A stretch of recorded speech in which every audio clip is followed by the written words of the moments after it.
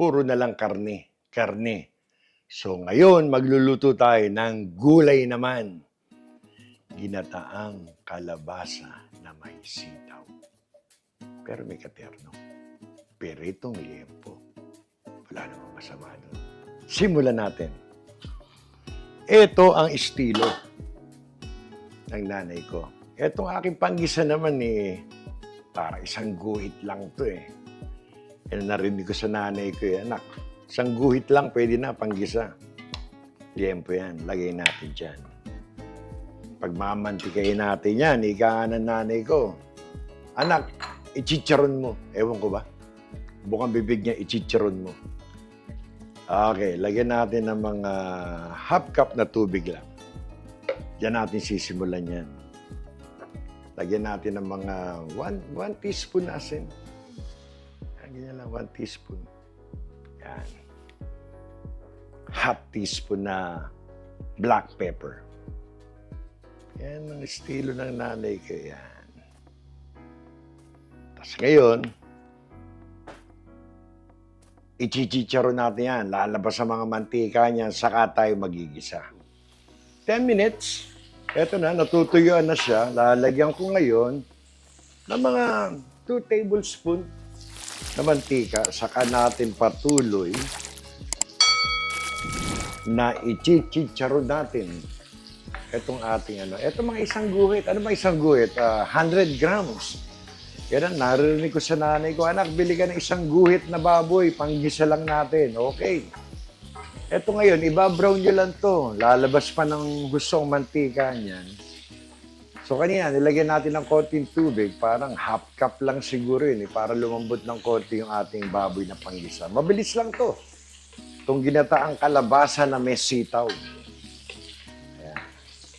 Basta patuloy nyo lang i-brown. Naku! Ganyan ang hinahanap ninyo. Gisa. Ayan, oh. Ang ganda ng kulay, oh. Ingat lang at matalsik to, eh. Okay, bawasan natin ng mantika, then magigisa na tayo. Marami rin ako natanggal ng mantika. Nagtira ako siguro ito mga 2 tablespoon. Ako, ganda ng chicharon. Yan ang tawag ng nanay ko. Okay. Lagyan ngayon natin ng bawang. Dami kong ginawa. Ito, mga 1 tablespoon. Bawang muna. Pero maya-maya, susunod agad natin ng natin. Luya. Hindi ko na inunan itong luya kasi manipis at konti lang to. Ayoko naman yung aking ginataang kalabasa. Puro luya. Medyo alalay lang sa luya. Siguro yung luya mga kasinlaki ng aking hinliliit lang na hiniwa ko ng konti. Susunod na natin ang ating sibuyas. Konti lang naman itong aking lulutuin ginataang kalabasa. Kami lang ni Beron kakain ito Yung mga bata, pipiliin lang dito itong baboy saka yung hipon. Ayan na, ganda na ng ating Ito, half cup na na sibuyas. Actually, yung medium size na sibuyas, kalahati lang nun ang ginamit ko. Parang half cup nga lang. Kasi nga, sabi ko sa inyo, yung mga bata, hindi ganun kahilig dito. Pero yung katerno nito, yung pritong liempo, yari sa kanila yan. Hintay lang natin maging translucent ng konti, titimplahan natin. Ayan. Ayan na. Ganda. Medyo isasangkot siya ko na ngayon. Mga 1 tablespoon lang na patis. Hindi, 1 teaspoon muna. Madaling magdagdag. 1 teaspoon. Ayan. Baka mapaalat tayo. Naku, ang bango. Ayan na agad. Kanina, nilagyan ko na ito ng konting paminta. Dadagdagan ko lang ng konti bago natin ilagay yung gata. Konti lang.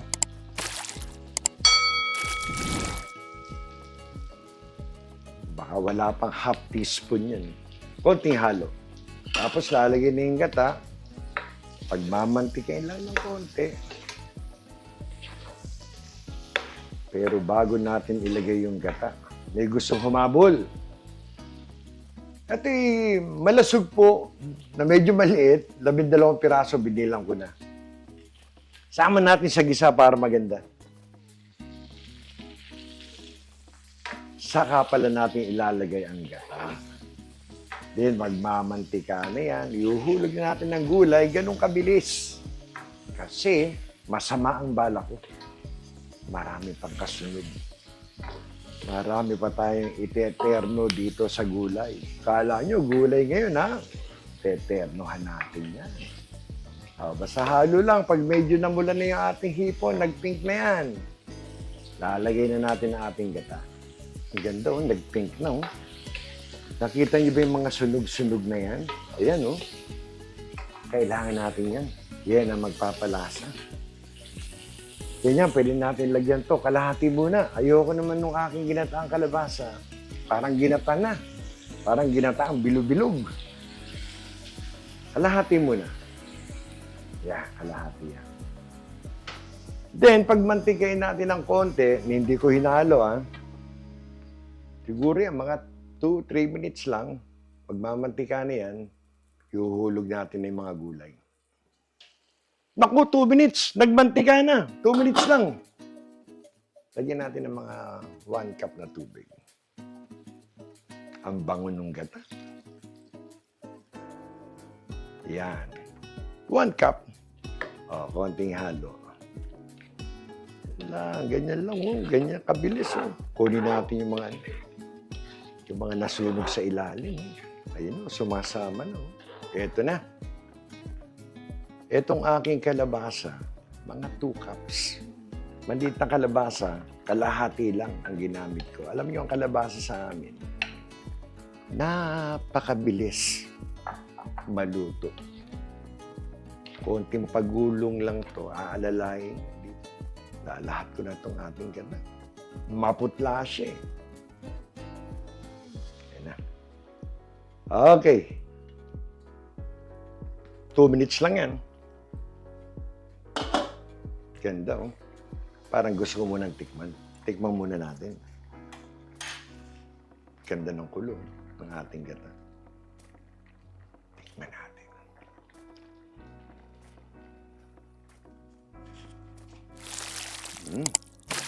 Ang alat, check.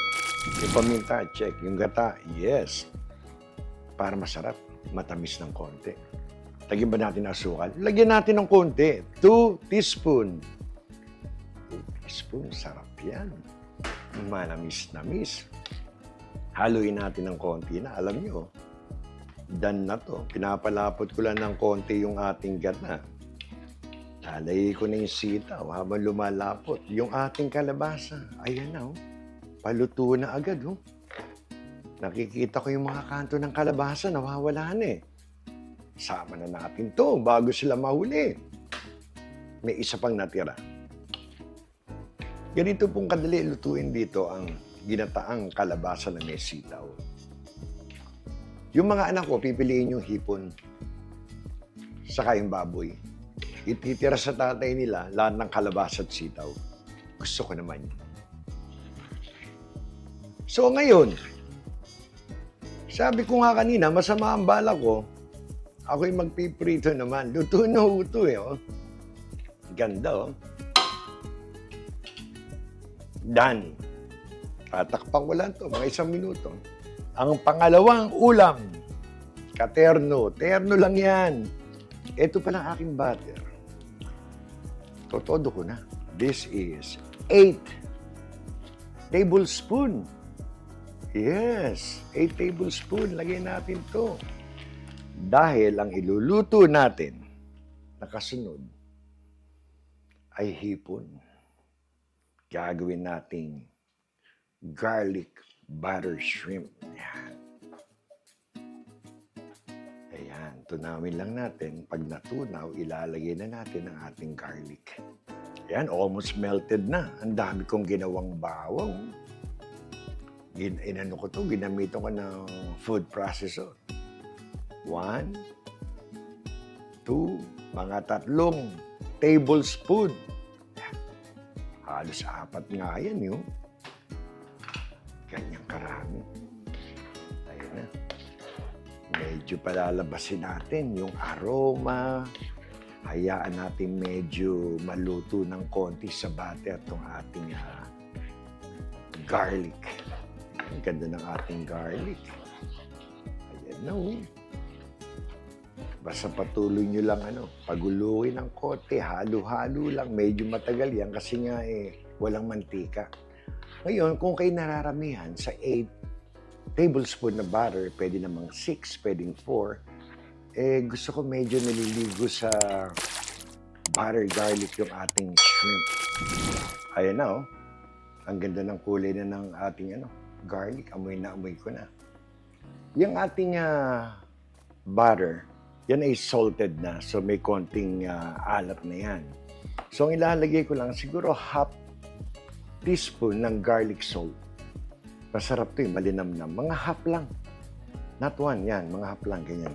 Ayaw natin sobrang alat Baka mapaalat tayo So ngayon, eto, pag medyo gusto nyo na medyo may pagka-Cajun-like yung inyong butter garlic shrimp, dito sa Bay Area, ordinary lang po ito ng mga seasoning. Kung sa Pilipinas at makadali kayo nito, masarap po ito.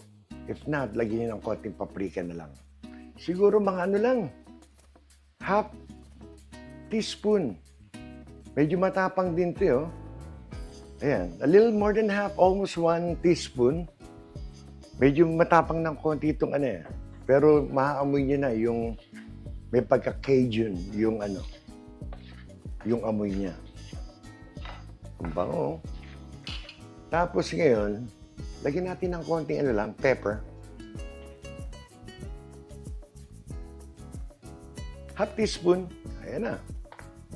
Ganyan kasimple lang. Diyan natin pagugulungin itong ating shrimp. Itong aking shrimp, eksaktong binilang ko. 24. Ayan na. Lagyan natin,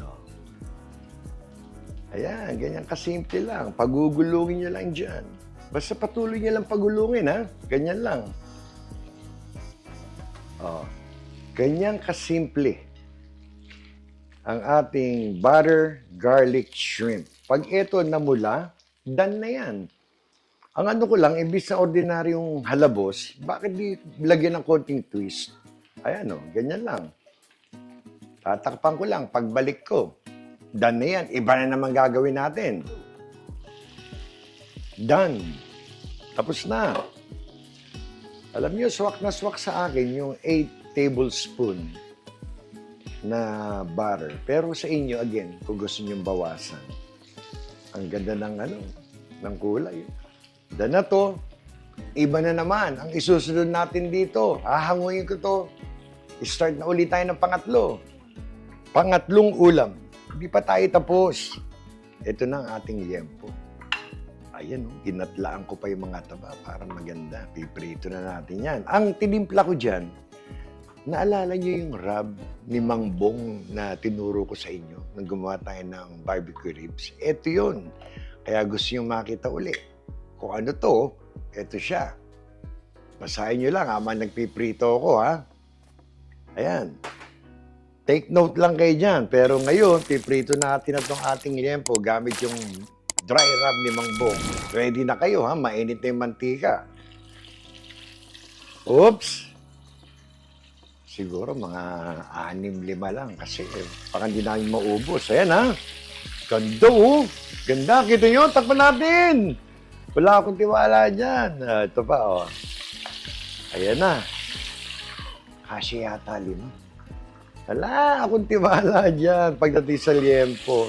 Ayan na, Diyos ko, takip ulit, takip. Ito, kasya pa isa. Ito na. Ayan. Ganda na ating takpan natin, Diyos ko. Pagbalik ko, prito na yan. Hindi pa yan last, may kasunod pa, kaya relax lang kayo. Ito na ang liempo natin, luto na, hinango ko na. Tignan nyo naman yan, Daig pa ang lechong kawali. Tignan nyo ang balat. Direkta lang nating tinimplahan, pinirito yan. Ako, ang ganda. Hindi pa tapos yan, may kasunod pa, relax lang kayo. Pagbalik ko, may piprito na naman tayo. Hindi pa tapos. Etong ating daing na baby bangus. Ito naman ang ating isusunod. Ito na, alam nyo, Same kawali, same mantika. Kung saan ko pinrito ang liempo, sayang naman yung mantika. Pwede yan. Bago natin itapon yung mantika. Eto, dalawa muna na baby bangus. Naku, katamtaman lang yung apoy natin, no? Hininaan ko, natakot ako eh. So, dalawa, swak dito.